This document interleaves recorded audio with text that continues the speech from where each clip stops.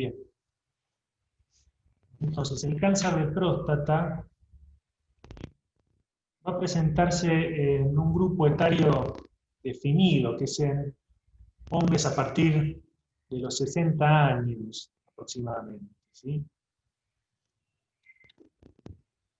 Fíjense este cuadro que interesante que es, muestra el crecimiento de la población mundial en los últimos 10.000 años, ¿sí? O 12.000 años. Fíjense cómo venía totalmente plano prácticamente, y a partir del 1700, si bien después de Cristo empezó a subir paulatinamente, en forma sostenida, pero una curva tenue, a partir de la época de la Revolución Industrial, se podría señalar, tenemos un crecimiento exponencial de la población. Esto se debe a distintos motivos, ¿sí? No es que haya aumentado la natalidad, sino fundamentalmente la sobrevida.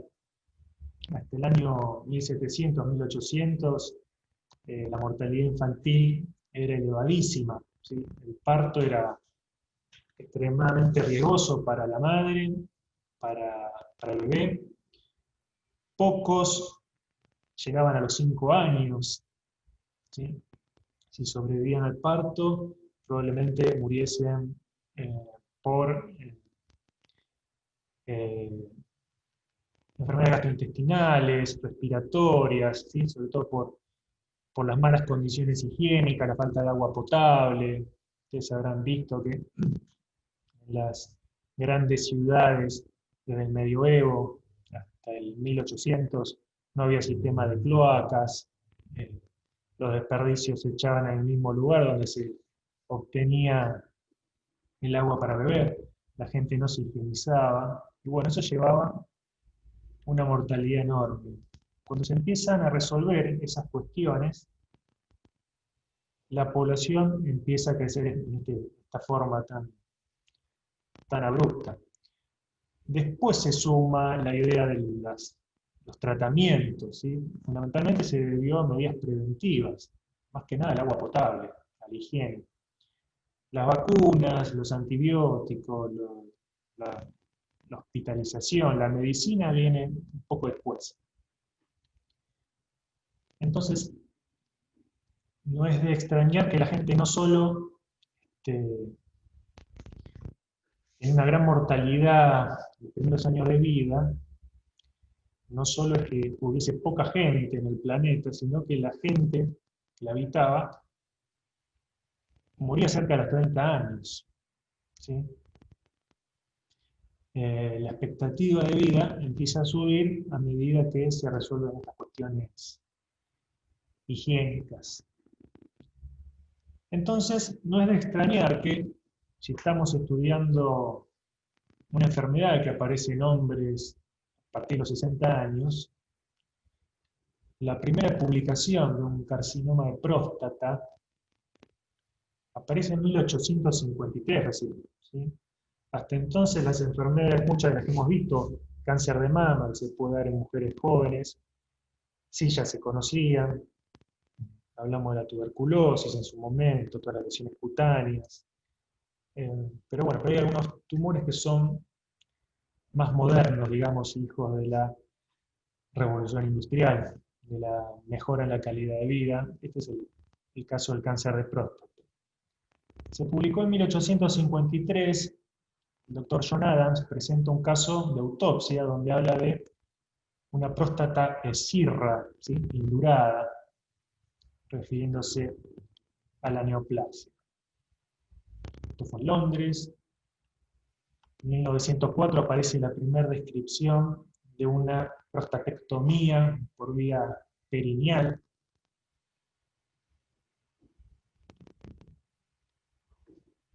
En el 41 aparece un trabajo muy interesante en el que Charles Higgins demuestra que los pacientes con cáncer de próstata, si eran castrados, ya sea quirúrgicamente o con la administración de antiandrógenos, esto es, estrógenos en ese momento. Después se fueron desarrollando muchísimas sustancias antiandrogénicas, pero bueno, las primeras usadas eran los andrógenos. Se vio que al contrarrestar, al eliminar la acción androgénica, el cáncer de próstata avanzado se podía controlar. No curar, pero su crecimiento se enlentecía.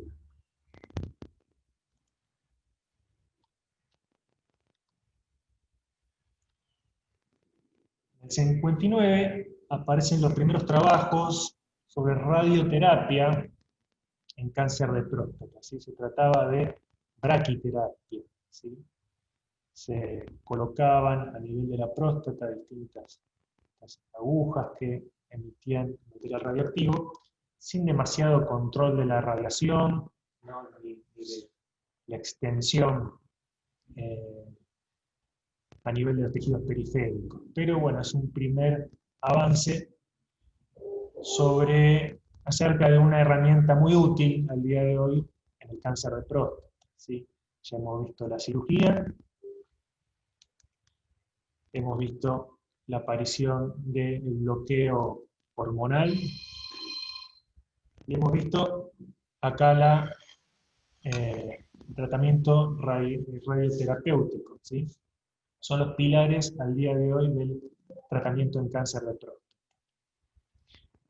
Hasta esa década del 60, el paciente con cáncer de próstata se presentaba así. ¿Sí? Un hombre mayor que rara vez, o en estadios muy avanzados, consultaba por alteraciones urinarias. ¿Sí? Han visto Janet Robbins y las clases que han subido que los adenocarcinomas prostáticos se generan sobre todo en la parte periférica de la glándula, de modo que están alejados de la uretra como para llegar a dar algún síntoma urinario, y cuando lo hacen es porque ya está avanzado el tumor en volumen. Las dificultades urinarias se deben más frecuentemente a la hiperplasia glanduloestromal del tejido prostático periuretral. ¿Sí? Por eso, dado que los síntomas locales son tardíos, muchas veces los pacientes se presentaban ya con las manifestaciones de la metástasis a distancia, fundamentalmente a nivel óseo. ¿Sí? Muchas lesiones óseas son de tipo osteolíticas, destruyen el hueso. ¿Sí?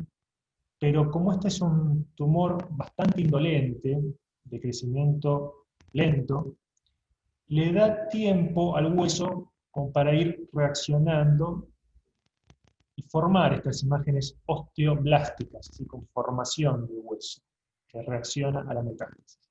Tenemos áreas líticas, esto es bien radiolúcido, también es metástasis, aspecto radiolúcido y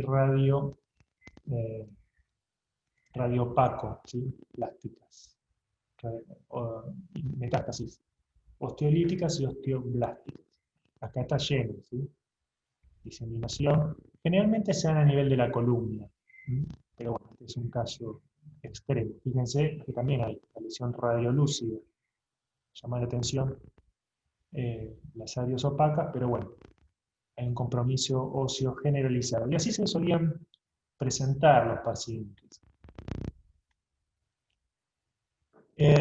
A raíz de los distintos protocolos de bloqueo hormonal que van apareciendo, se hizo un estudio en el NCI, en Maryland, donde Donald Gleason, patólogo, se le encomienda mirar todas las próstatas y bueno, tratar de agruparlas, porque hasta ese momento cada uno diagnosticaba lo que se le ocurría, no había una nomenclatura uniforme. Entonces algunos hablaban de adenocarcinoma a secas, otros de adenocarcinoma poco diferenciado, bien diferenciado, moderadamente diferenciado, que la verdad no decía mucho acerca de la agresividad de esa lesión, lo cual eh, hacía cualquier comparación imposible, ¿sí?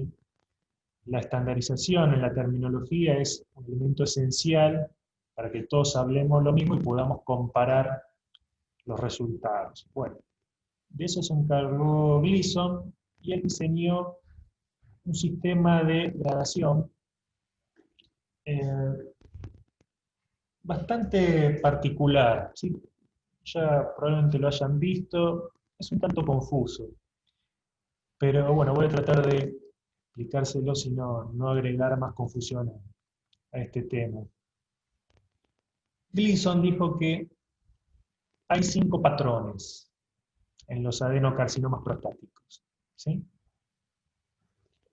El patrón 1 es aquel en donde las glándulas más se parecen a la próstata normal, y el 5 se da cuando ya casi no tenemos formación de glándulas, sino células aisladas o directamente nidos sólidos o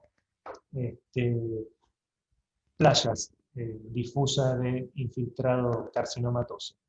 Y en el medio tenemos los patrones intermedios, donde las glándulas se empiezan a fusionar, ¿sí? Con un aspecto reticulado, trabeculado, y bueno, así quedan constituidos, que es el dibujito que él presenta en su trabajo original, para tener un parámetro, para que los patólogos entiendan a qué llamar o cómo llamar a cada uno de los patrones, ¿sí? Entonces, la idea era identificar los 2 patrones predominantes dentro de un tumor, ¿sí? El patrón más frecuente y el segundo patrón en frecuencia, ¿sí? Esto es importante porque los tumores son francamente heterogéneos. Ahora les voy a mostrar, a ver, vamos a salir un poco. Les voy a mostrar una pieza de prostatectomía similar a la que pudo haber enfrentado Gleason.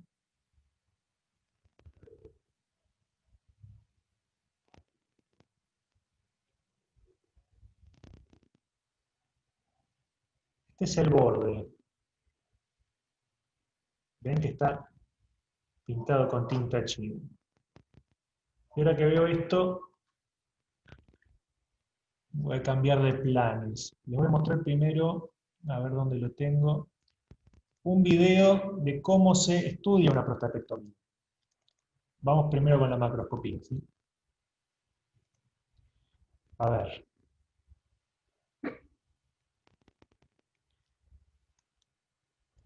Esta es la próstata, ¿sí?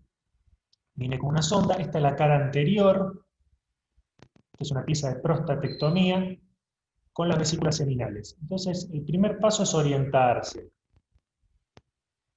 Esta es la cara superior, esta es la base, esta es cara posterior, acá la estamos viendo atrás, con las vesículas seminales, ¿sí? Es muy importante mantener la pieza, primero recibirla de este modo, ¿no? Íntegra, bien prolijita, y a partir de ahí la medimos y nos orientamos. A ver. Luego de orientarnos, ¿qué es lo primero que tenemos que hacer? Pintarla, ¿sí? La tinta china va a simular microscópicamente el lugar por donde pasó el bisturí, es decir, va a ser el margen. Entonces la pintamos.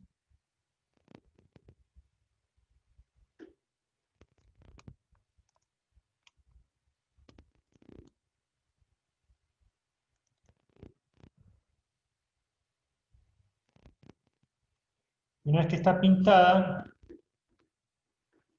la empezamos a tajear. Primero retiramos las vesículas seminales, las procesamos por separado.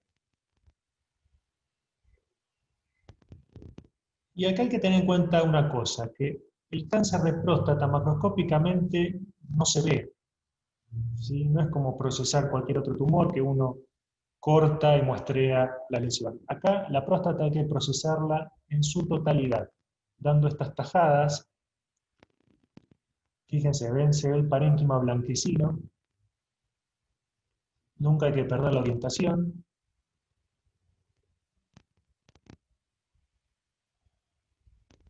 Y las vamos disponiendo en forma secuencial, siempre recordando que esta es la cara posterior.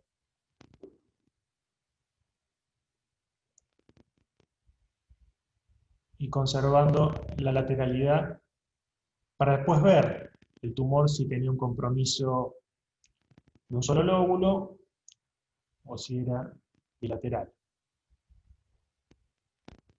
Bien. Todos estos fragmentos los tenemos que estudiar en forma completa a nivel microscópico. Ven que no se ve el tumor. Macroscópicamente no lo identificamos. Por eso, como no lo vemos, hay que estudiar todo.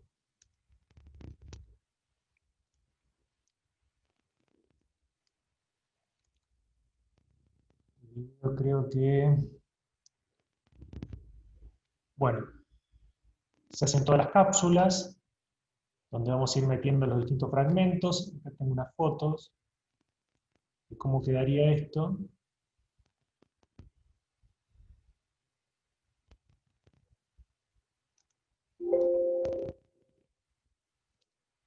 Fíjense,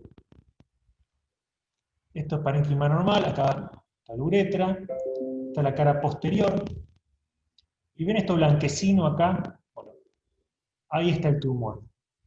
Lo que les decía, en general aparece en la zona periférica, bien alejado de la uretra, y el hecho de que esté en general en zona posterior permite la identificación por parte del urólogo al examen rectal, dígito rectal, ¿sí? Bien. Entonces ahora sí, una vez estudiada la macroscopía, vamos a ver los cortes de toda esta próstata. Muchos de los cortes van a mostrarnos próstata normal. Les muestro próstata normal para que tengan un parámetro de cómo se ven las glándulas, que tienen una doble fila. En general, muchas veces cuesta ver la doble capa, la célula ductal y la célula basal periférica, ¿sí? Acá podemos imaginar que las que están acostadas acá son las basales y las ductales son las que están arriba. Fíjense, nucleolo no vemos. Y las glándulas están separadas unas de otras. Hay estroma entre las glándulas. Acá están un poco cerca, pero vemos que las luces son amplias, ¿sí? Esta es la imagen típica de un parénquima prostático normal.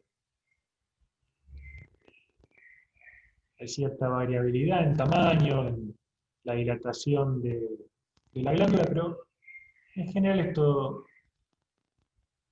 igual con este patrón como ramificado, branching, como le dicen, ¿no? Y vemos que hay estroma entre las distintas glándulas. Hay focos, como acá, de infiltrado linfocitario, prostatitis crónica. Y bueno, en este corte no veo nada llamativo. Vamos a ver otro corte de otro taco.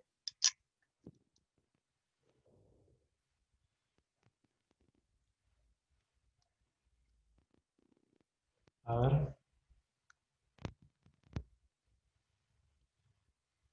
¿Me escuchan bien? Algunos se escuchan, otros Sí, no. Sí, sí, se escucha, se está escuchando bien. Bueno, bien. El que no escucha, bueno, después queda grabado, podrá recuperar esa parte de la clase. Pero bien, ahora pasamos a otro taco. Fíjense, estas glándulas son permanentes, pero ven una proliferación de glándulas más pequeñas, acá, que ya son distintas. Ya esto es otra cosa. Podemos seguir cómo se van metiendo entre el parénquima normal.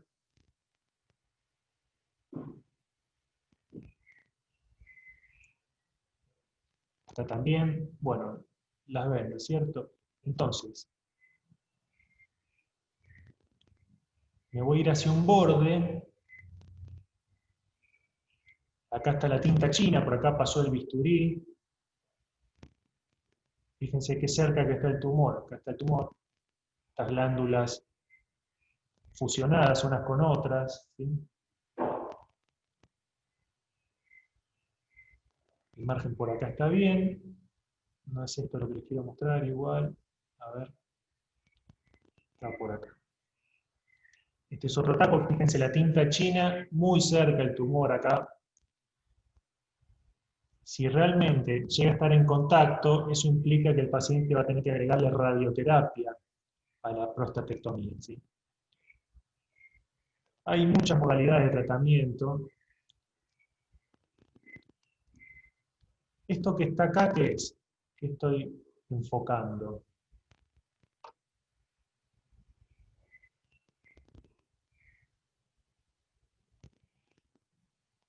¿Alguien se anima?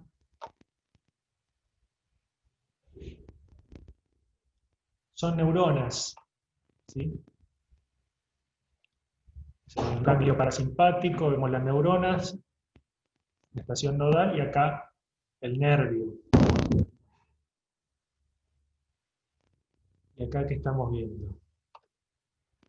Infiltración perineural, ¿sí? El tumor suele ser periférico, en la periferia están los nervios y tiene una gran afinidad por la infiltración perineural. El cáncer de próstata, fíjense acá,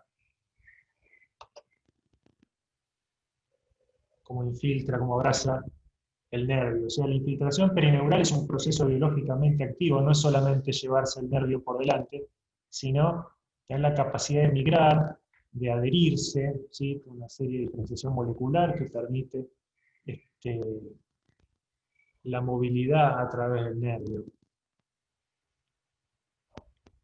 Y esto es un problema porque si bien se puede obtener el control oncológico, la extirpación de estos ganglios autonómicos, de estos nervios, fíjense acá la infiltración perineural, conlleva impotencia, ¿sí? Pérdida de la función eréctil en un porcentaje importante de estos pacientes. Bueno, pero volvamos a Gleason. Entonces, acá estoy viendo todo tumor y vemos que hay heterogeneidad. Hay distintos sectores, es decir, tengo distintos patrones. Para establecer el score de Gleason, tengo que definir los más frecuentes. Este que está en el medio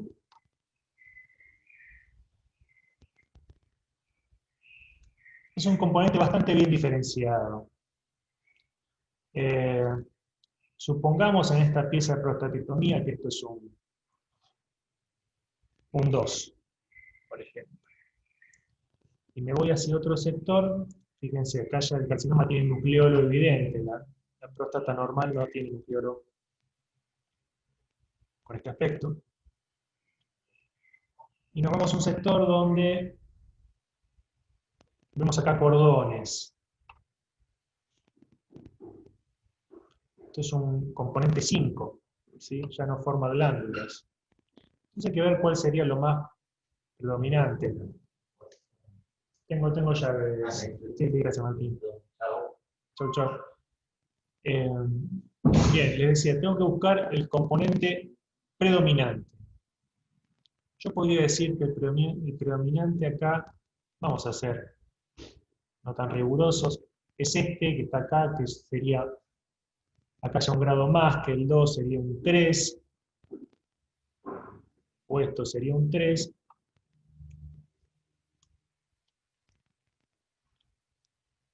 Justo este caso es muy heterogéneo, pero bueno, este es un componente 3. Y esto que es más sólido es un 4. Entonces, es un 3, que es el que predomina, más 4, que es el segundo componente en frecuencia, ¿sí? Y el resto de los componentes acompañan en menor medida. Entonces tengo un Gleason 3 más 4. Volvamos a la presentación, ¿sí? 3 más 4 es un score de Gleason 7. Si todo fuese, vuelvo atrás, si todo fuese 3, el segundo componente, lo repito, es 3. ¿Sí? Siempre tengo que tener 2 componentes para hacer la cuenta. Si es 3 más 3, es un Gleason 6. En 79, Ming Si Wang describe el PSA, ¿sí? El antígeno prostático específico, y le da una aplicación clínica para el screening de pacientes con cáncer de próstata. El PSA ya se conocía con otro nombre, gamma-seminoproteína. En la década de 60 se había utilizado en Japón, en medicina forense, ¿sí? Para identificación de personas víctimas de abuso, de violación. ¿Sí? Si estaba presente este antígeno, bueno, se asumía que había sido víctima de una violación. Y es la misma proteína que Ming-Si Wang describe como antígeno prostático específico, pero ya con un sentido clínico dirigido al cáncer de próstata. Distintos trabajos empiezan a validar su hallazgo, demostrando que el PSA estaba elevado en sangre en los pacientes con adenocarcinoma de próstata. Hay que tener en cuenta que el antígeno prostático específico justamente es específico de órgano, de próstata, no es específico de cáncer. ¿Por qué digo esto? Porque puede estar elevado en las prostatitis también, ¿sí? Entonces, hay que tener en cuenta que hay un rango elevado de PSA que no tiene por qué ser necesariamente neoplásico, ¿sí?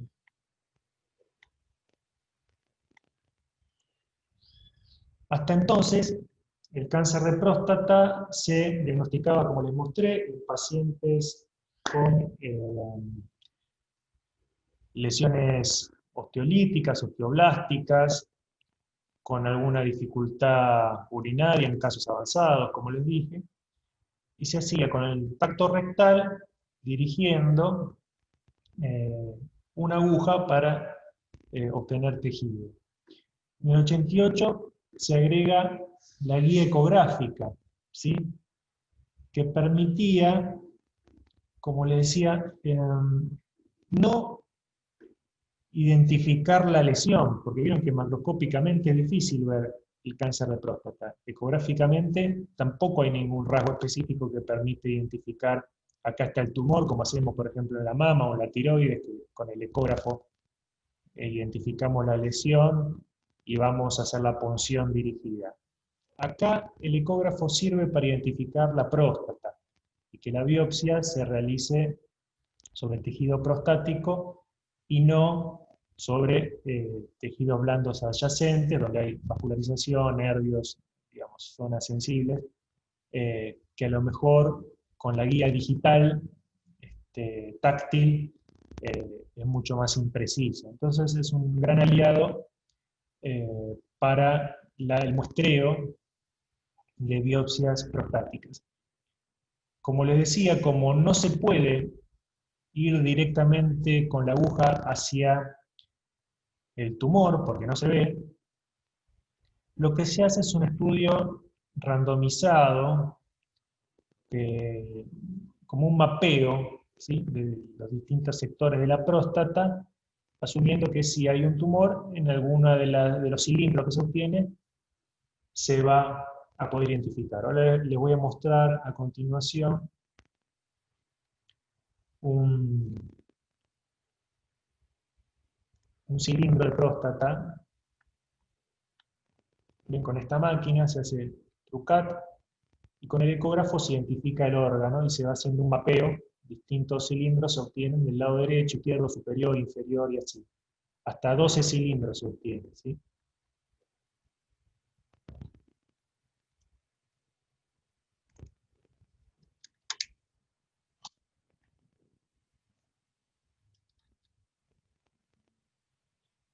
¿Ven?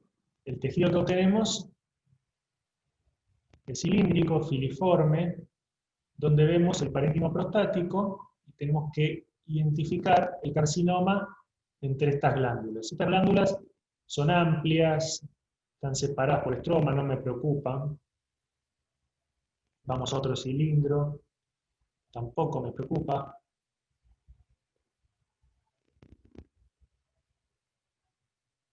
Acá ya empiezo a ver que se aglutinan un poco más. Ya esto no me gusta, pero no termino de ver que se estén pegoteando, ¿sí?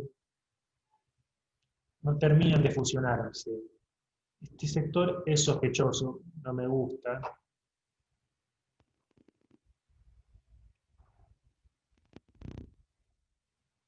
A ver si veo otro fragmento.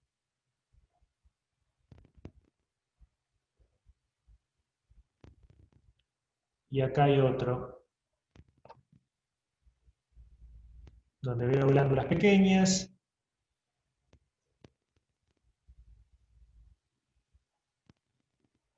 Que siguen teniendo estroma intermedio, interpuesto, pero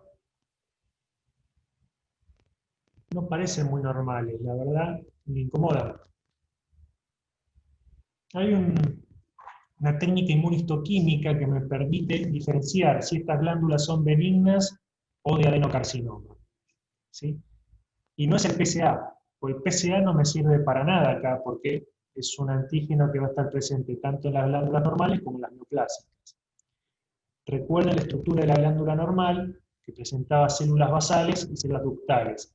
Bueno, el adenocarcinoma lo que no tiene son células basales, ¿sí? ¿Por qué no las tiene? Porque lo que prolifera es la célula ductal, o acinar, que se llama adenocarcinoma acinar realmente, aunque en general a la próstata se le dice adenocarcinoma seca, pero bueno, el nombre adecuado es adenocarcinoma acinar, y bueno, la célula acinar empieza a proliferar, rompe la membrana basal, pasa al estroma y deja las células basales atrás.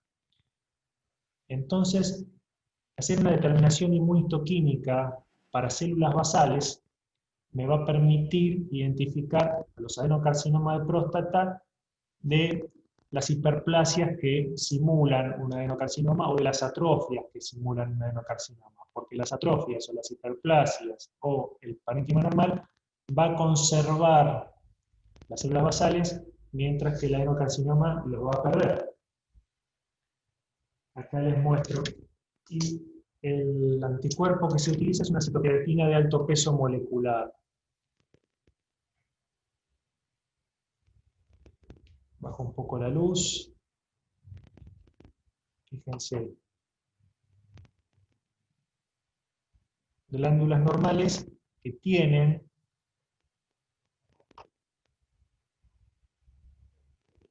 las células basales en la periferia. Estas glándulas no son neoplásicas, puede ser una atrofia, de hecho una atrofia por inflamación, ven que hay muchos linfocitos acá. Acá no veo tumor. Acá tampoco.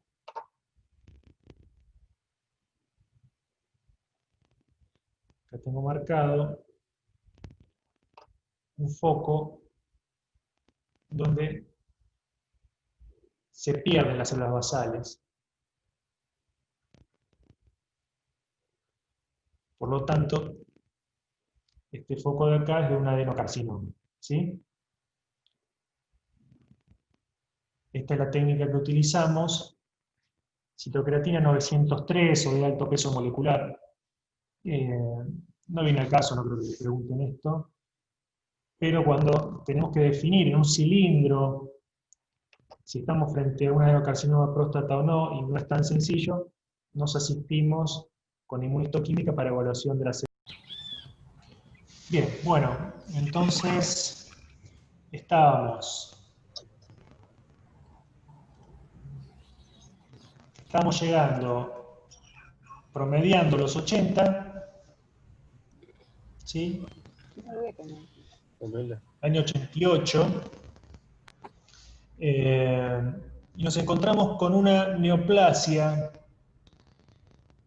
que de golpe aparece con mucha frecuencia en hombres mayores, producto de la mayor expectativa de vida, para la cual se empiezan a diseñar técnicas de diagnóstico, ¿sí? Ya no hay que esperar tanto a la metástasis ósea, sino que se puede empezar a medir el PSA como control.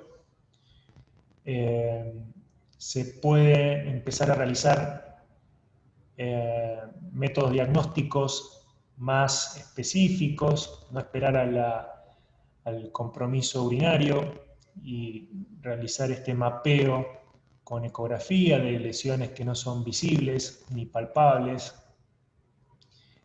Seleccionados estos pacientes a raíz de un PSA elevado, ¿sí? Cambia totalmente el perfil del paciente con cáncer de próstata, de un señor mayor con fracturas patológicas, dolores óseos diseminados o con compromiso urinario, pasamos a un paciente por los métodos de screening y diagnóstico temprano que es totalmente sano, que hace una consulta de control, un chequeo, tiene el PSA elevado, por eso lo biopsian y aparece inesperadamente un adenocarcinoma prostático, ¿sí? Ese es el paciente en general de hoy en día. Fíjense cómo de este modo, por la pesquisa de PSA en Estados Unidos, estos son los datos, fue subiendo abruptamente el índice de carcinoma prostático, que es más agresivo en la raza negra, por eso acá está separado, ¿sí? Los pacientes de raza negra tienen en general tumores más agresivos histológicamente que los de raza blanca. Se ha visto que en asiáticos, de hecho, es menor que en caucásicos la incidencia de cáncer de próstata, y fíjense cómo está reflejada la mortalidad en pacientes de raza negra, que es bastante mayor. Si bien no solo con el diagnóstico temprano, sino también con mejores técnicas quirúrgicas, mejores técnicas de radioterapia y mejores esquemas de bloqueo hormonal, se ve una disminución de la mortalidad. Fíjense que esta disminución de la mortalidad es mucho menor, no es tan marcada a lo que teníamos antes, en comparación con una incidencia muy elevada. Entonces acá se puede analizar de distintos modos este gráfico, ¿sí? Uno es decir, qué barbaridad, qué bien que está la medicina, que el porcentaje de pacientes que mueren en 2007 es mucho menor que los que morían en el 75. Eso es cierto, pero cuando vemos el número total, más o menos siempre se mueren los mismos. Y lo que tenemos ahora es mucho más diagnóstico de cáncer. Entonces el enfoque, o un enfoque, el actual, es que en realidad se están diagnosticando muchos tumores, o se estuvieron diagnosticados en los últimos 30 años, muchísimos tumores que jamás hubieran matado al paciente. Y se diagnosticaron muchísimos tumores que en realidad tuvieron un tratamiento que generaron más daño que beneficios, ¿sí? Entonces, en un intento de empezar a bajar un poco el volumen de diagnósticos innecesarios, empezaron a aparecer distintas recomendaciones. Por ejemplo, que el Gleason 2, 1 y 2, ¿sí? Los patrones 1 y 2, no se diagnostiquen más en los cilindros, porque en realidad cuando Gleason describió esos patrones 1 y 2, metió en la bolsa muchas hiperplasias, no existía la inmunistoquímica, y hoy se sabe que muchos de esos scores en realidad no eran tumores, no eran adenocarcinomas, eran hiperplasias. Existe el score, el patrón 1 y 2, pero se deben informar sobre la prostatectomía, donde uno tiene todo el paisaje mucho más amplio, y no sobre un cilindro, donde es mucho más difícil de reproducir ese diagnóstico, y por otro lado, son pacientes que no se van a morir nunca por ese tumor. Entonces, no amerita ser consignados. ¿Qué pasa entonces si al score, al patrón 1 y 2, no los consideramos más en los cilindros?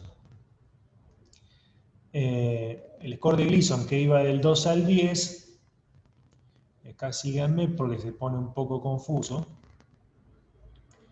va a tener como base el Gleason 6, porque como no hay 2 ni 1, tampoco puede estar el 3 más 2, que sería el anterior al Gleason 6.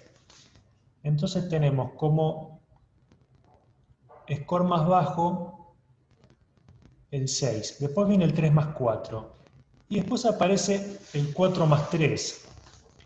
3 más 4, 4 más 3 es lo mismo en cualquier ámbito de la vida, menos en el cáncer de próstata. Porque un paciente con un tumor Gleason 7, pero cuyo patrón predominante es el 3, va a tener mejor pronóstico que un paciente Gleason 7 cuyo patrón predominante es el 4, lo cual tiene lógica porque cuanto más componente tenga, más agresivo, peor. Entonces hay que consignar bien no solo los patrones predominantes, sino aclarar bien cuál es el más frecuente y cuál es el segundo, ¿sí? Y después vienen los siguientes. Ahora, el sobrediagnóstico está claro, a raíz que teníamos más biopsias por PSA elevado, más pacientes aparecían con cáncer de próstata. Pero el problema, más que el sobrediagnóstico, es el sobretratamiento que conlleva, ¿sí?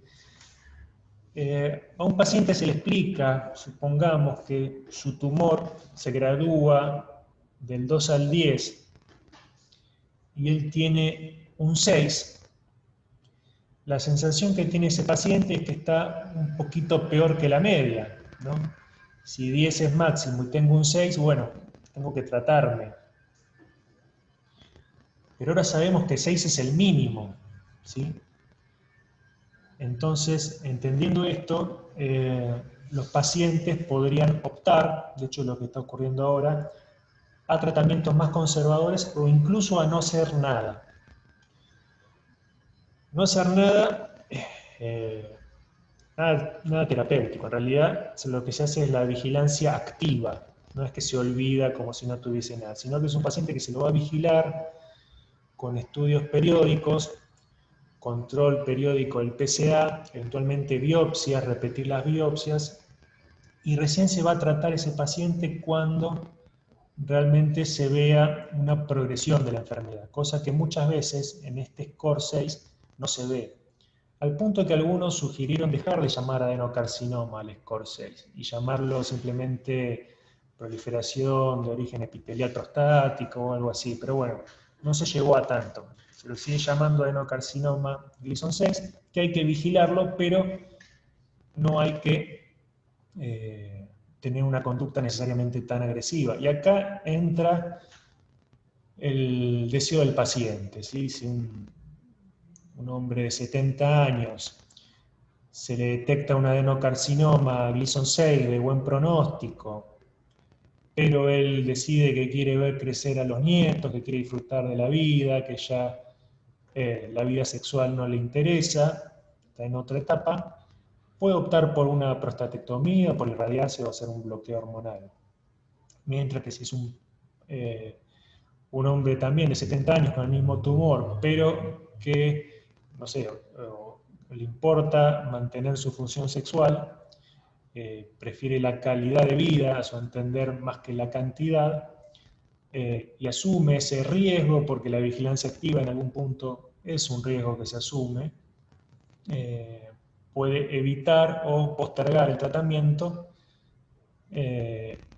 para cuando se eleven los niveles de PSA o cuando en una biopsia prostática aparezca un patrón más agresivo, ¿sí? O que siga siendo el mismo patrón, pero quizá cuando se diagnosticó de 12 cilindros aparecía un foco tumoral y ahora a los 2 años se le hace de nuevo biopsias prostáticas por mapeo y en vez de un solo cilindro tiene 7 comprometidos, ¿sí?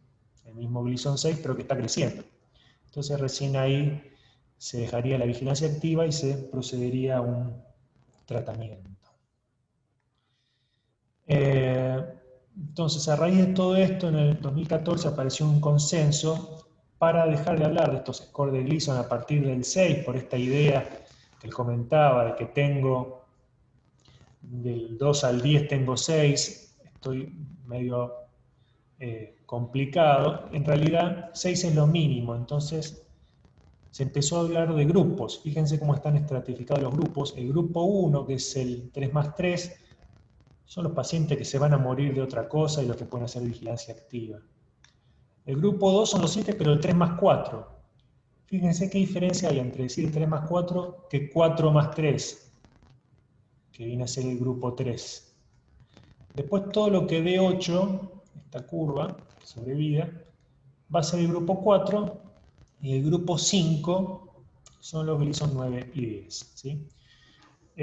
Bueno, entonces cada vez más estamos viendo en próstata, como les decía, la sugerencia de vigilancia activa en los grupos de bajo riesgo, mientras que en los grupos 3, 4 y 5 se pueden optar distintas modalidades. Algunos hacen solo radioterapia, algunos van a cirugía, hay cirugías robóticas que preservan lo mejor posible los nervios, ¿sí? Luego se puede hacer radioterapia eventualmente si el margen está comprometido.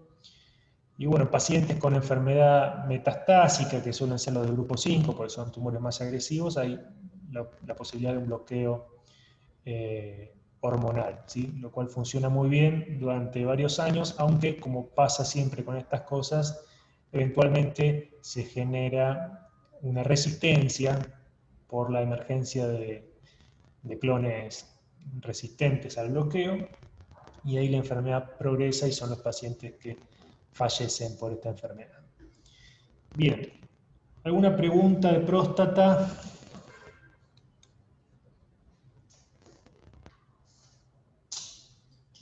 Separando. ¿Está claro? Sí. Muy bien. Sigamos con testículo. Busquemos acá, fíjense, en incidencia, no aparece entre los más frecuentes, ¿sí? Son tumores bastante frecuentes en un grupo etario muy específico, que es entre los 15 y 35 años. Ahí sí vamos a ver que es una neoplasia frecuente, pero en términos generales los vemos por acá, ¿sí? No es de los más frecuentes. Y fíjense, en la tabla de mortalidad directamente desaparece, porque por suerte, al día de hoy, la mayoría de los cánceres, los tumores de testículo, son curables, ¿sí? Bueno, esto es muy importante, es una de las grandes victorias de la oncología, poder curar a pacientes jóvenes con carcinomas que se presentaban en forma metastásica, la mayoría de ellos, ¿sí? En estadios terminales, y gracias a las nuevas terapias, en realidad nuevas que arrancaron hace más de 40 años ya, desde hace 40 años estos son neoplasias curables aún en estadios avanzados.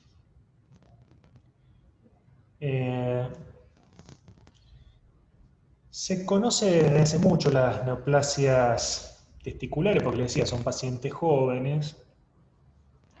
Los romanos parece que ya habían identificado la diferencia entre los tumores sólidos, que son los que andan mal, y los tumores quísticos, que serían los hidroceles, ¿sí? De hecho, parece que el nombre testículo viene de los romanos y significa pequeño testigo, ¿sí? Pequeños testigos. Y hay controversia con esto. Algunos dicen que los romanos cuando prometían algo tocaban los genitales como muestra de la promesa, como acreditando su palabra. Eso parece que muchos dicen que no era así, que más bien cuando nacía un hijo varón, el padre mostraba los genitales del niño para atestiguar su virilidad. ¿Sí? Era muy importante en esa época que el hijo no solo sobreviva, porque les había señalado la gran mortalidad infantil que había, de hecho, recién mostraban a los hijos luego de la semana de vida, cuando los consideraban eh, aptos para sobrevivir. Y era mucho mejor que sea varón para ellos, era más orgullo, podían heredar eh, las posesiones de la familia. Entonces mostraban los genitales, los pequeños testigos, los testículos de su virilidad. En fin, después en el medioevo parece que emerge otra lesión que ya es muy rara, que son los gomas sifilíticos, formaciones tumorales en los testículos, y se trataban con mercurio. ¿Sí? Cuando se aplicaba el mercurio realmente se resolvían, y ya se había identificado que aquellos que no lo hacían era porque eran neoplasias malignas. Quien se tomó más en serio el asunto fue este señor Percival Pott, el mismo del mal de Pott, ¿se acuerdan? De la tuberculosis a nivel de las vértebras, y este fue el mismo también que describió por primera vez la asociación entre una patología laboral de los desollinadores de Londres este, con el cáncer de escroto, carcinoma escamoso en el escroto, asociado al trabajo. ¿Sí? En aquella época, el siglo XVI, no se sabía mucho, en el siglo XVIII no se sabe mucho sobre las causas de la enfermedad, había mucho misticismo alrededor de todo esto, pero él establece un nexo claro entre una enfermedad y la causa laboral. Y también habló de un tratado, en su tratado sobre tumores de testículo, ¿sí? Propiamente, ya no del escroto, sino del testículo. Y habló de 12 casos, creo, donde los describió. Y, y bueno, por lo que describí, algunos señalaban como quistes, lo cual hace pensar que estaba hablando de unos teratomas, ¿sí? 1830, Astley Cooper hace un tratado más completo sobre patología testicular, con muchos dibujos. También hay una lesión quistificada que uno asume que era un teratoma. Él habla de lesiones quísticas, no estaba la expresión teratoma todavía. Sobre esta lesión que parece ser un seminoma, él habla de lesión encefaloide, ¿sí? Fíjense, un caso de lo que hoy entendemos como un seminoma, con una diseminación intraabdominal, acá comprometiendo todos los órganos, ¿sí? Tengamos en cuenta que esa es la vía de diseminación típica de los tumores germinales del testículo. Primero una masa local en el testículo que puede ir comprometiendo el cordón espermático, la albuginia y además. Después las metástasis son a nivel de los ganglios retroperitoneales, a nivel intraabdominal, y luego puede ganar hueso, pulmón, cerebro, ¿sí? En un estadio más avanzado.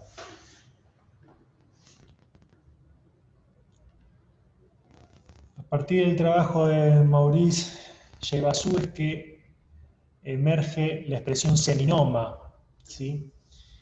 Él considera que los seminomas se originan del tejido testicular, mientras que los otros tumores, que hoy sabemos que también son germinales, él los consideraba originados de restos fetales, ¿sí? Como entidad aparte.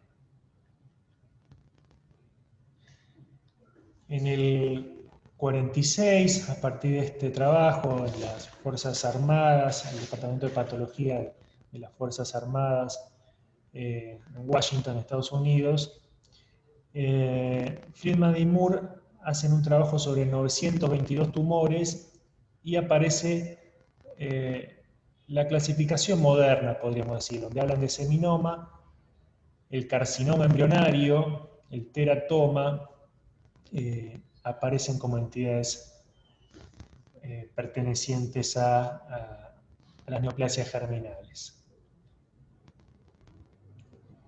En el 51, fíjense, esta es una foto de un seminoma en Lancet, aparece la primera descripción de radioterapia en neoplasias testiculares. Y advierten una cosa, que los seminomas son exquisitamente sensibles a la radioterapia, mientras que los otros tumores germinales no, son más resistentes, ¿sí? Entonces acá tenemos un primer gran motivo por el cual debemos separar los tumores germinales en seminomatosos y no seminomatosos.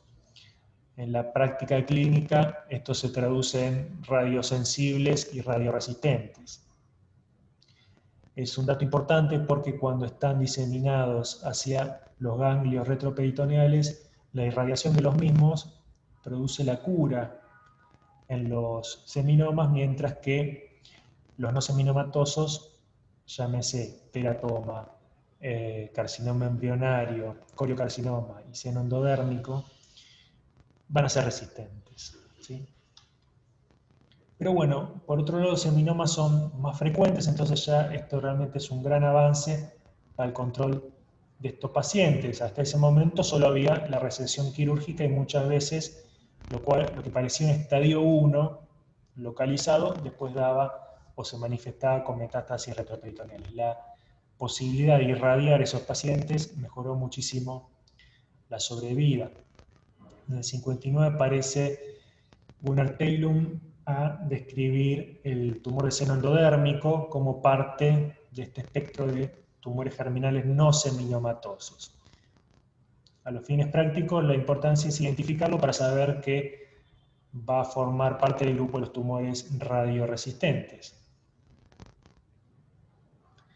Y la gran revolución se da con la aparición del platino como arma quimioterapéutica, ¿sí? Esto fue en el 65, años después ya empiezan los trials para distintos trabajos para demostrar la efectividad solo o combinados con otras drogas como la vincristina, el etopósido, ¿sí? Que demostraron una alta eficacia tanto en seminomas como sobre todo en los no seminomatosos, que eran los que habían quedado huérfanos de tratamiento, ¿sí? Eso generó que hoy en día la mayoría de los pacientes con carcinomas, con neoplasias germinales de testículo, se cubren. Hay distintos cuadritos que van a ver. Este es uno que armé yo, que todos los que vean van a ser diferentes. Pero podemos separarlos en dos grandes grupos a las neoplasias germinales, las que se dan a nivel prepuberal y a nivel postpuberal. Hasta ahora estuve hablando todo de los postpuberales, ¿sí? Los malignos. Los prepuberales son benignos porque no pasan por una vía de neoplasia germinal intratubular. Ahora vamos a ver, ¿sí? Se generan sí, de células germinales, pero por otros mecanismos de maduración que hacen que no tengan la misma agresividad que en la contrapartida postpuberal. Este teratoma prepuberal del testículo es realmente el homólogo del teratoma del ovario. Vieron que el teratoma del ovario, el teratoma maduro, el ovario, ese tumor que al abrirlo tiene pelos, huesos, dientes. Eh, bueno, son tumores maduros en el ovario que, si se operan, se curan. Mientras que si se dejan, ¿se acuerdan que les comenté? Alguno de esos componentes corre riesgo de transformación maligna, por ejemplo, el epitelio escamoso. En un teratoma puede derivar un carcinoma escamoso y ahí sí volverse una neoplasia muy agresiva, incluso letal la mayoría de las veces, ¿sí? Porque ya se disemina a nivel intraabdominal. Ese tumor teratomatoso del ovario sería el homólogo al teratoma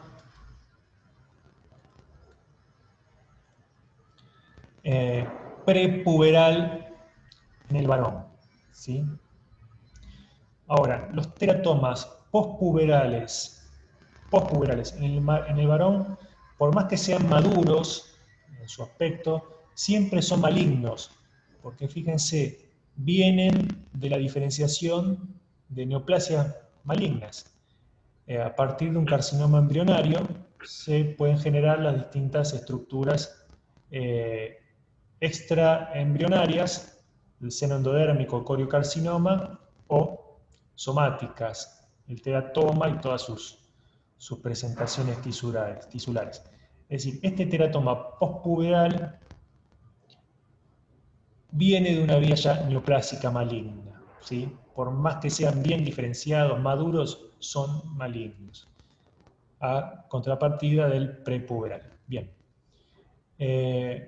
Entonces, todos los casos que vimos, toda la saga que les estuve mostrando, se originan de los túbulos seminíferos, neoplasias germinales, selvas germinales, que tienen una proliferación primero a nivel intratubular, ¿sí? Como si fuese in situ, y al invadir lo hacen muchas veces en forma de seminoma, y el seminoma puede a su vez diferenciarse hacia el carcinoma embrionario y dar los distintos subtipos.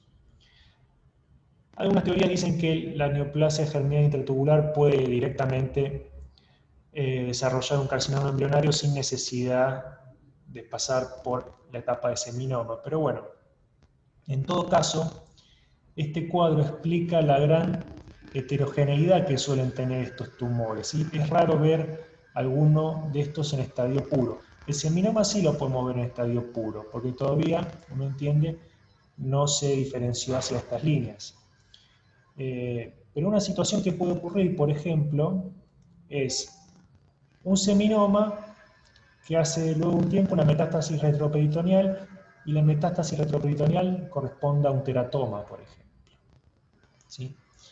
Bueno, eso se explica no porque tenga dos tumores distintos, sino por este vínculo que hay entre las distintas líneas de diferenciación. Ahora bien, esto lleva a que haya distintos tratamientos. Si hay un paciente con un seminoma a nivel local, se opera y está curado, ¿qué hacemos con el retroperitoneo? Pues probablemente no se vean por tomografía adenopatías, pero quizá las tengan. Nos valemos también de los marcadores séricos, la lactato deshidrogenasa, la beta-gonadotrofina coriónica y la alfa-fetoproteína son marcadores que van a estar presentes en los tumores de células germinales. Y si el paciente parece estar curado de enfermedad, pero tiene esos marcadores elevados, uno tiende a sospechar que haya enfermedad metastásica que todavía no es visible por técnicas de imágenes. Entonces, en esos casos se puede sugerir irradiar el retroperitoneo para consolidar el tratamiento. También se propone acá la vigilancia activa, ¿sí? Para no irradiar a un paciente joven que no tenga marcadores séricos elevados, que parezca todo estar controlado, se propone la vigilancia activa con como les decía, evaluación por imágenes y serológicas continuas. Pero bueno, este es otro tipo de paciente, no es como el de la próstata, que es un hombre de 70 años, quizás jubilado, que se puede dedicar a pasear por todos los consultorios médicos. Si no estamos hablando de un hombre entre los 20 y los 30, que tiene una vida muy activa, se casa, se muda, tiene hijos, trabaja, y estar sometiéndose cada 3 meses a análisis de sangre, de imágenes, eh, puede ser bastante engorroso, es mucho más difícil de llevar adelante y comprometer al paciente para una vigilancia activa en este contexto. Entonces, en general, se propone irradiar el retroperitoneo si tiene un seminoma, mientras que si tiene un carcinoma embrionario o alguno de los otros componentes, como son radiosensibles, se hace quimioterapia, ¿sí? Y como les decía, la mayoría de los pacientes se curan. Les voy a mostrar casos. A ver.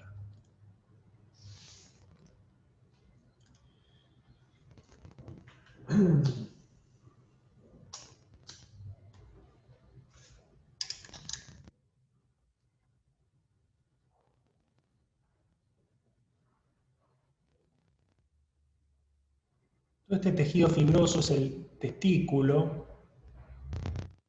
Los tumores germinales en general no se dan sobre un testículo sano. ¿Vieron? Tienen una digenesia gonadal, la criptorquidia, bueno, antecedentes familiares, funcionan como predisponentes. Y suelen ser pacientes con eh, testículos anómalos o con algún grado de alteración. Esto sería un túbulo seminífero, pero fíjense, hay mucha esclerosis alrededor, hay mucha fibrosis en este tumor, en este testículo. Me alejo un poco a ver si veo algo más o menos normal. Acá hay otros túbulos seminíferos, pero acá veo esta otra formación que ya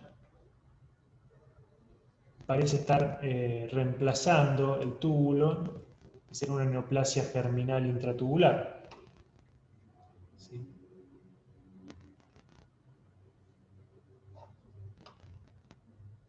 Y acá ya hay infiltración, fíjense, acá ya no hay una configuración en nido, sino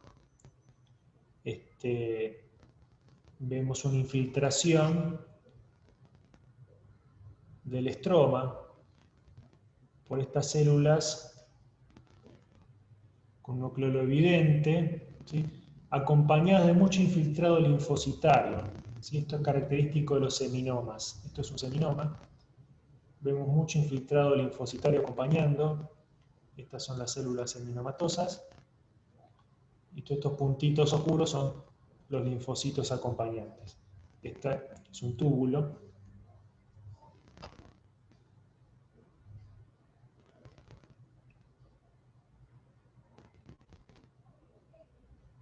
Todo esto es seminoma. Acá hay más.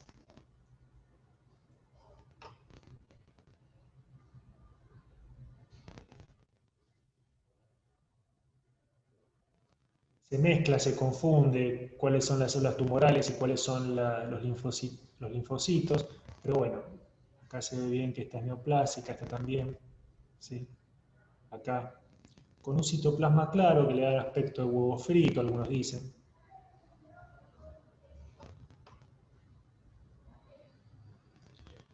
Voy a atravesar todo el preparado. Bueno, acá hay más componente invasor. Pero lo característico es esto, un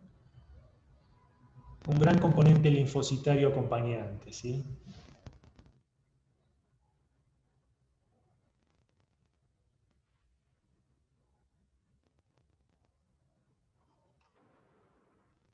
Hay que tener cuidado que existen los linfomas de testículo también, ¿sí?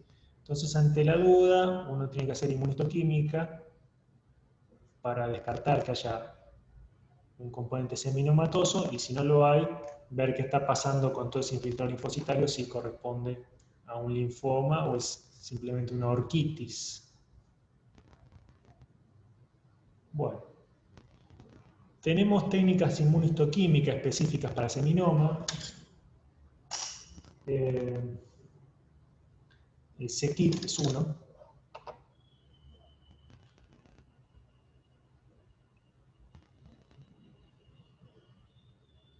Me voy a marcar tanto en las neoplasias in situ como en el componente seminomatoso invasor. A ver. Este es el C-Kit, marcando el seminoma. Y me interesa porque no me tengo que perder otro componente no seminomatoso en caso que lo hubiera. ¿Sí?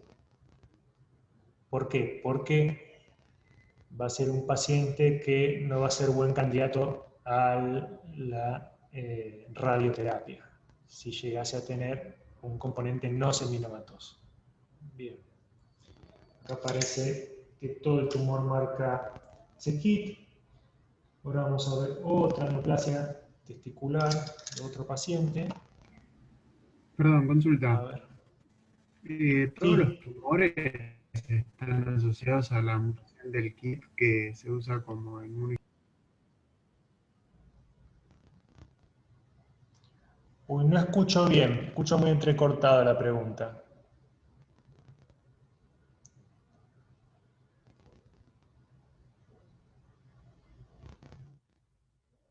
¿Me puedes repetir? No te escucho. O escribímelo en el chat. Sí, a ver, repito, perdón. ¿Todos los tumores de testículo tienen, perdón, los seminomas tienen una mutación en el c-KIT como para que se use de inmunohistoquímica o son propias de las células? Sí, no, es muy específico de los seminomas, ¿sí? Así que me permite diferenciarlo de los otros subtipos germinales. Eh, digamos, si me da positivo, me quedo tranquilo de que eso es un seminoma. Pero bueno, no sé si es eso lo que me querías preguntar. Sí, Digamos, no es sí, un pensé blanco que era... terapéutico. Ah, ok, esa iba a ser mi Es para pregunta. O sea, la tinción no te dice si está mutado o no. claro, no, no. No tiene que ver con la mutación. El c-Kit está normalmente involucrado en la línea germinal, en las células germinales. Eh, También se ve en las células de Cajal. De hecho, la proliferación neoplásica en la célula de Cajal es el GIST gastrointestinal que tiene ese kit positivo y en ese...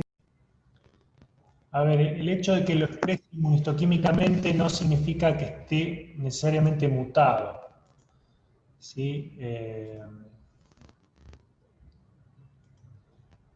Porque es una proteína que normalmente está expresada en estas líneas celulares, ¿sí? En las células germinales. También está expresada, como te decía, en la célula de Cajal. Ahí sí se muta cuando se genera los GIST.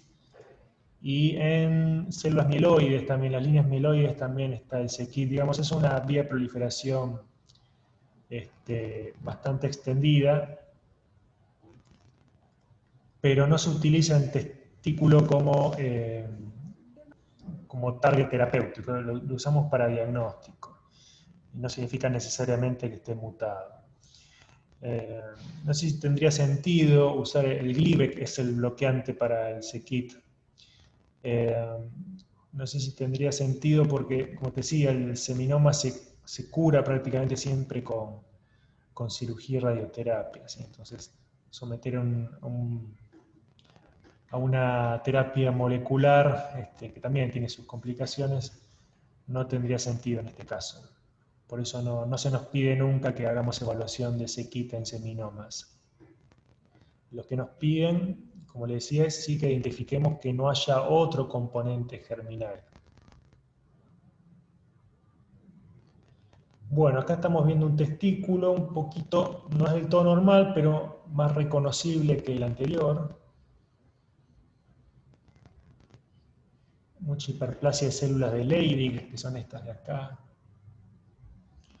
Busco el tumor, acá veo algo distinto, ya esto no es testículo normal. Fíjense que tengo acá, tengo cartílago. No tiene nada que hacer el cartílago en el testículo.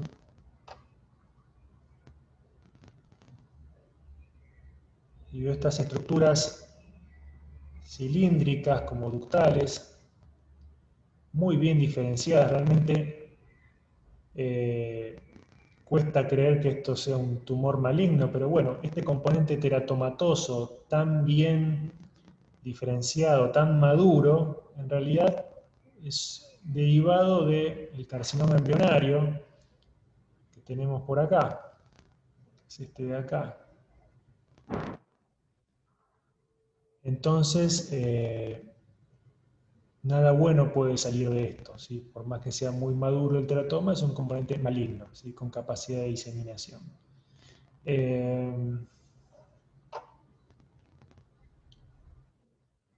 Acá, bueno, tengo este componente que no es teratomatoso, no es,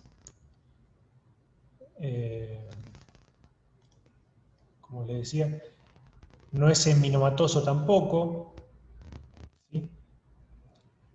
Y me resta identificar si esto corresponde a un carcinoma embrionario o un tumor del seno endodérmico. ¿Cuál sería la utilidad de esto? En realidad, si el componente no seminomatoso es un carcinoma embrionario, en más del 50%, eso conlleva un peor pronóstico, ¿sí? Entonces hay que cuantificar los componentes no seminomatosos. Ahora tengo otro acá. Bien, de nuevo, el no seminoma. También tengo herramientas inmunistoquímicas para identificar los distintos componentes, ¿sí? En el caso del carcinoma embrionario, me va a ayudar la citoqueratina y el CD30. Este es un CD30, fíjense la expresión difusa, que me está diciendo que todo corresponde a carcinoma embrionario. Y un porcentaje importante, ¿sí? Esto no es una buena noticia. Si bien, como les digo, se pueden curar, ya van a tener biológicamente un comportamiento más agresivo que el resto de los componentes no seminomatosos.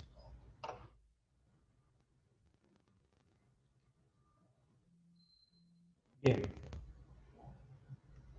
Bueno, entonces otra cosa que hay que evaluar es la presencia de embolias vasculares, ¿sí? Porque sube el TNM que le hacemos los patólogos, sube la categoría, así que bueno, es importante identificar embolias vasculares porque su presencia iría en contra de la recomendación de vigilancia, ¿no? Entonces se propondría un tratamiento más agresivo. Bueno, eso es todo. Terminamos más o menos temprano. No sé si tienen alguna pregunta. Creo que yo tengo una pregunta.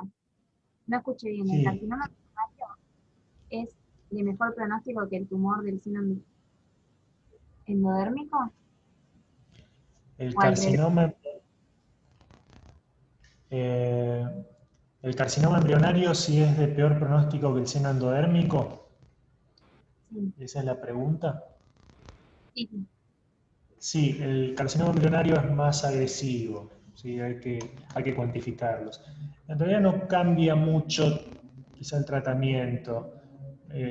Al ser todos no seminomatosos, recibirían el mismo esquema, pero en general, cuanto mayor componente de carcinoma embrionario, peor, ¿sí?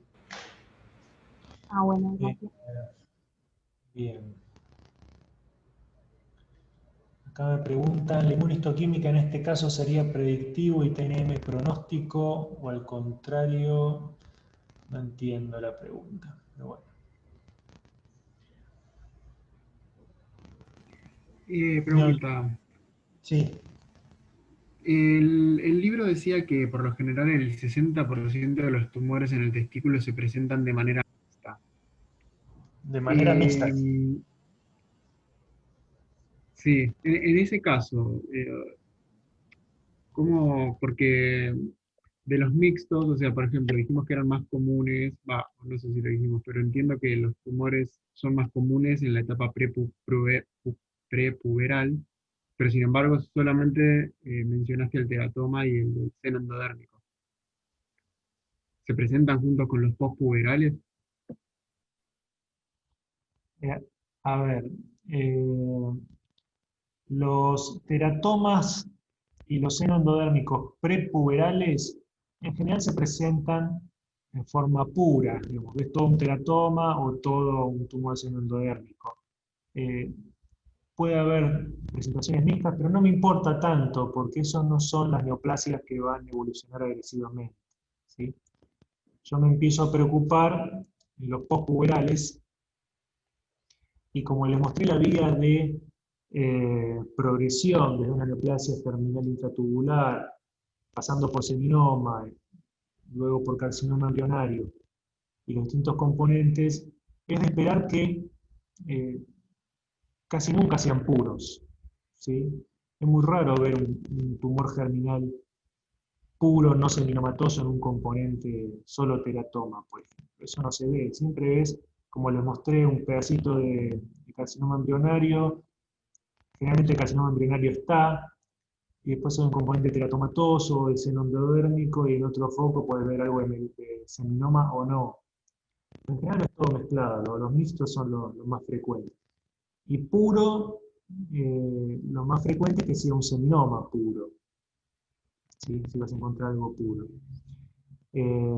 Lo que sí puedes llegar a ver, solo teratoma, por ejemplo, en pacientes que eh, se operan el testículo, hacen irradiación o quimioterapia por la presencia de imágenes ganglionarias retroperitoneales o un tumor directamente en retroperitoneo, hace quimio, rayos eventualmente, y persiste una imagen tumoral luego del tratamiento. Entonces lo que se hace a continuación es el rescate retroperitoneal, ¿sí? De vía quirúrgica. Y generalmente, la mayoría de las veces, cuando se hace ese rescate retroperitoneal post-tratamiento, lo que nos vamos a encontrar es solo con el componente teratomatoso, ¿sí? Que fue refractario al tratamiento sistémico. Y ahí vamos a ver pedazo de cartílago, de hueso, algún quiste, tipo respiratorio, mucíparo, muy bien diferenciado, maduro, pero que es el componente maligno que persistió. Y en ese caso, post-tratamiento, ahí puedes verlo en forma pura, pero es algo artefactuado porque simplemente significa que los otros componentes fueron eh, eliminados por el tratamiento sistémico. De hecho, en general, además del teratoma, lo que ves en los rescates retroperitoneales es fibrosis, necrosis, calcificación distrófica, todos signos indirectos de que ahí hubo algo anteriormente. Pero bueno, volviendo a lo que decías, sí, la mayoría de las veces que ves un componente no seminomatoso suele estar mezclado con algún otro. Y cuando ves un tumor germinal puro, en general, es seminoma puro, ¿sí? Siempre ahora hablando de postpuberales. Genial, gracias. No sé si está claro. Bien. Bueno, este,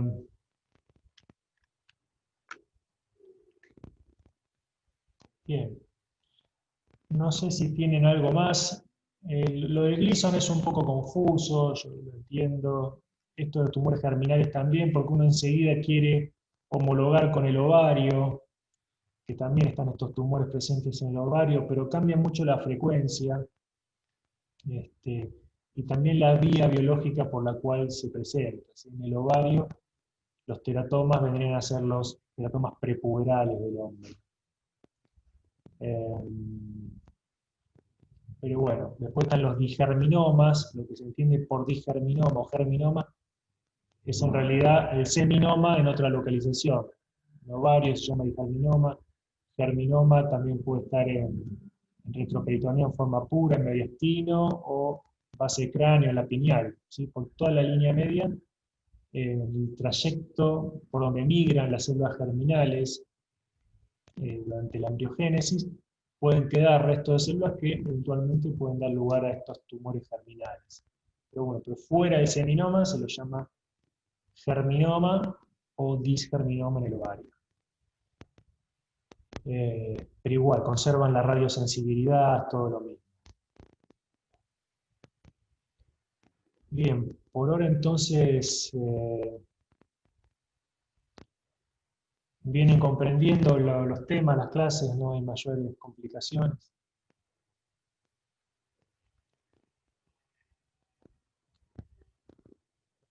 Bueno, si está todo claro, entonces los despido hasta la semana próxima. Cualquier duda, ya saben, el Classroom lo usan. Calculo que se empezarán a acumular algunas preguntas, cuestiones. Y ya creo que pasamos a hemolinfoide, así que vamos avanzando. Bueno, estamos en contacto entonces. Les dejo un saludo. Dale, Bueno, profe, muchas gracias. Muchas gracias. Gracias, profe. Hasta luego. Eh, Hasta luego.